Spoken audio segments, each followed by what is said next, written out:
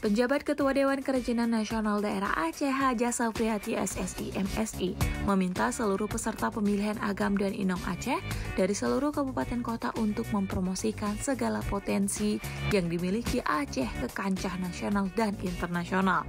Menurutnya, para peserta event tersebut merupakan dutanya segala potensi yang dimiliki Aceh.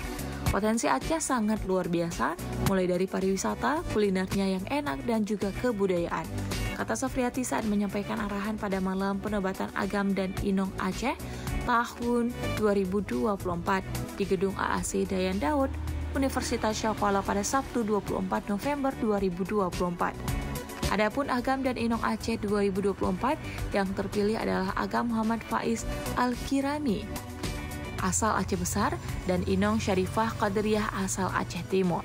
Mereka terpilih dari 19 duta wisata kabupaten kota yang berpartisipasi. Lebih lanjut, PJ Ketua Dekranasda Aceh Safriati mengatakan potensi Aceh masih perlu terus dipromosikan.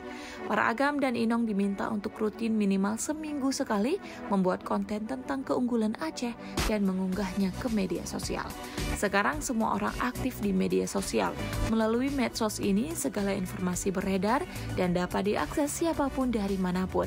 Karena itu, Agam dan Inong wajib bertanggung jawab mempromosikan wisata, ekonomi kreatif, dan kebudayaan Aceh, tutur Safriati.